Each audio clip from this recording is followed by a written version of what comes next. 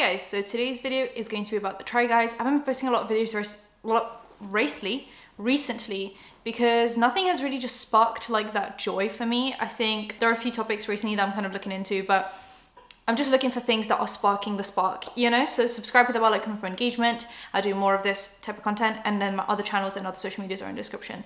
So let's just get into it. So the Try Guys, as you guys know, and if you don't know, let's get to know.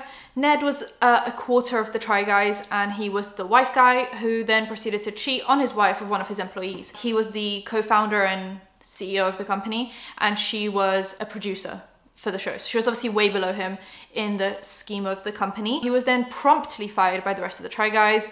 This was then agreed upon as like a good choice by most people, but some people thought it was inappropriate or like to fire him for something that is personal, even though like it's not personal when you make it a part of the company, right? Also, people wondered why Alex wasn't going to get fired because she also cheated. Cheating isn't like a crime, and it's also not like a part of the guidelines for working at a place. But Ned would get fired because he was above her, so it's an abuse of power. Alex is below him. There is no abuse of power. If he broke up with her, she can't do anything to affect his work.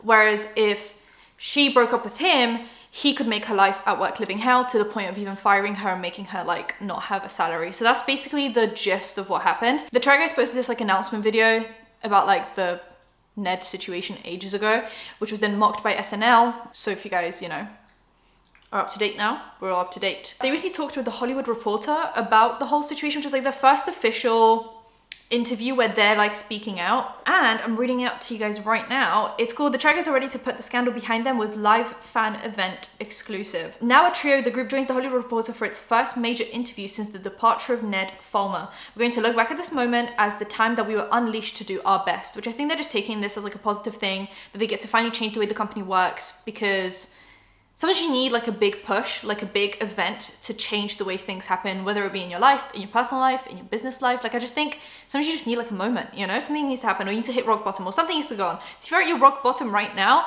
just so you know, great things are coming for you. And that's coming from me. Not that that means much, but I think great things are coming for you. Or if like a big event happened in your life, I feel like that always is a sign of like great things are coming. Stay positive, you know? Try. Like the world is really just on fire right now. The fall of 2022 was a trying one for the Try Guys. There is, how are you guys doing? The last time we heard from you, obviously there was a lot of public drama. So let's start by checking in and seeing how you guys have been since the news broke. How to answer that? I'd say we're doing well. We're excited about what we're making, what we have sights for the future. Look, it was a destabilizing few months, but we found our footing and are working on cool things, and they're happy. And so you've made the choice to continue as the Try Guys, as the three of you. Correct, we're still continuing our company, moving forward, and I think over time, in the next years, the Try Guys will change what it looks like. Maybe there's more of us, maybe it's less specific to just the three of us. At the heart of it, our show is about people experiencing things they have never experienced before. It's about having an open mind and having a fun time doing it, and being okay to fail at it.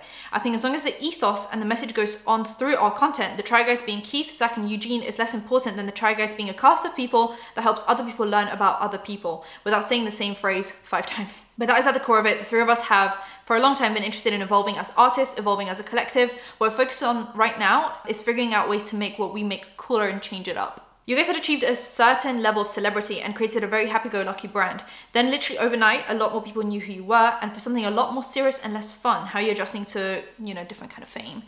Which is very true. I think a lot of people knew them as like the non-problematic, never in drama, like BuzzFeed ex-employees who just made like an amazing brand out of being ex-BuzzFeed employees. And now that's hugely turned to being known as like, oh, the Try Guys, like, you know, the cheating scandal. Like I think it's much changed. I watched the Try Guys before the scandal, so it's not really much different for me now, other than just like not having the weird wife guy there.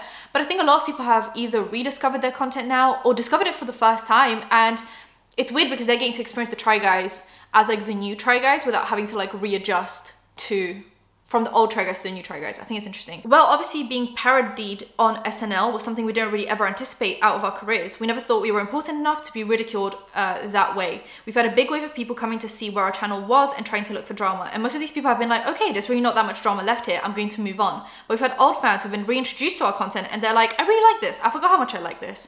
And now they're back and here to stay. And we definitely had some people that never heard of us, saw what we do, and have decided to become new fans. But I think and hope that the wave of us being in the public eye for the scandal is coming to an end.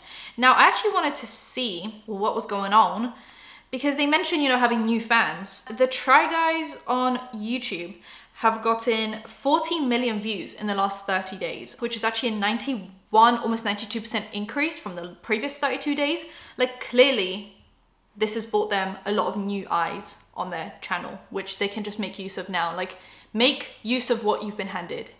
Like the whole lemon analogy, you know, if life gives you lemons, make lemonade. They ask about BuzzFeed and why they left BuzzFeed, but we kind of know that because if you know about the Try Guys and basically all employees of BuzzFeed, the story is exactly the same every single time. It's just like lack of creative, executive decision making. Like that you're never really allowed to make stuff that you want to make. You have to make what BuzzFeed wants you to make. Speaking of SNL, there was a lot of criticism about their take, and I'm wondering how you, Eugene, reacted to that sketch, because Eugene was very angry throughout all of this. I think there were waves of different emotions flying through the Try Guys. Like I think Zach was very upset. Keith was just like holding it together in like a very serious tone, and I think Eugene was just pissed. And we could all tell. So I think when the SNL thing happened, those emotions probably stayed the same. So Eugene was probably very pissed. They have an amazing costume and wig department. Their application, I commend that absolutely. Very generous how much hair they gave me. As someone who's been balding my whole life, I was thrilled. I love the like PR responses. Like we love their wig department. The costumes were amazing, thank you. But the joke was that you were being puritanical, that the scandal was really not that big of a deal, that your buddy just had some fun. And then a publicist intervenes to request the conversation move away from Saturday Night Live. All right then, let's drop the SNL. You're saying that your reaction was correct, but a lot of people thought you were reacting really harshly to someone who did something human. Can you address anyone who felt that way? And Eugene says, and he has really held this opinion throughout the scandal. Like he said it in the first announcement video, and he's been keeping that pretty stagnant. I think that's just like what Eugene truly believes. I don't fault anyone who has a reaction to something like that, because they typically don't see people being held accountable in these types of positions of power. And I think that's really important to focus on. It's not something we see often. And the fact that we publicized it and also made it something that was core, not only to our stance as people who run a business with people who are extremely vulnerable, but also just as people who have a responsibility to make sure that is open and discussed. I don't fault people for thinking something like, this is just not something that I saw in my parents' generation. Hopefully that is a learning curve for a lot of audience members, whether they agreed or disagreed, that this is like the new way the businesses will run. So we don't have another Me Too in 10, 20 years time, because that is just so unnecessary, when we can just get rid of people that abuse their power in businesses, you know? We did something that was necessary and right within the confines of our business, and we then communicated to our fans about the decisions we made. We never expected it was going to become what it became, but we stand by our actions 100%. Are you in communication with Ned? And then publicist intervenes that for legal reasons they will not address anything related to like their communications with Ned. And then moving forward, they talk about like how their content will change, kind of where they're going forward with the Try Guys. They also talked about Ned on the podcast recently, where they say, they were talking about editing and how they all have different styles of creating content. Like some people like to go minute by minute, Eugene, and like unless that minute is perfect, they're not moving on to the next minute. Whereas some people like to do a rough draft and then a final draft and like go through things kind of drafty, in like a drafty way. And then they say, we used to work with someone who didn't edit at all. So like they went through all the people and all their different editing styles, and then like Ned was the only one left after the whole conversation. They said, you know, some people didn't like to edit at all. So they're making it very clear that like Ned really wasn't pulling his weight anyway. So then for him to like f them over in this way, not iconic. However, I've seen an article where like Ned's net worth is apparently a lot higher than all the other Try Guy members. He apparently put a lot more into the Try Guys investment as a whole because he had more money saved up from a different job that he was doing. And since then, they've all done projects kind of together. So that would mean that they like made money equally. But then he was actually doing other things. Like he published a book with them, but he also published a book separately. He published a series with them on the Food Network, but he also published a series separately. All those separate series that he did and made more money from were all to do with being a husband and like with Ariel. Like he had a book with her about like date night. He had a house show with her. Like everything every cent that he made outside of the Try Guys, so being part of like a group, he made us being a part of a relationship, which makes this whole cheating thing so much more difficult for me to like stomach. Then they posted a video called What Happens Next, and it was filmed where the like announcement video was filmed, and they missed their 8-year anniversary for some reason. They thanked their audience for sticking around. They're saying that things have changed, and they put the elephant noise, as you guys know, in their recent war video. They edited Ned out to be an elephant because he's the elephant in the room. So they made the elephant noise, and they say that they won't go back to what it was. The Try Guys have been a vehicle for us.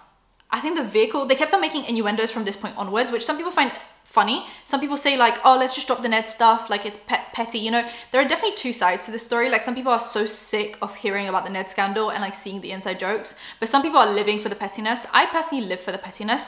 So from this point onwards, they made a bunch of innuendos about like the Ned stuff. So they said like, the Try Guys have been a vehicle for us to do creative things. And the vehicle is like the Ned car scandal. He was caught like having sex in the car with not Ariel. It's unlocking wild and sexy dreams, happy endings and beginnings. And they also thank the editing staff, which I think for the first time the audience has appreciated the editing staff. You don't see the editing because it's done really well. Like if you can notice editing, that means most of the time it's like overdone or not done very well because you're like, oh, this editing's really bad. When editing is really good, it's good because you don't see it. It like blends in with the content. And I think for the first time we had to like see the editing being done because they had to edit Ned out. And people are finally appreciating like editing stuff. And comments are very positive despite some people not really liking the pettiness.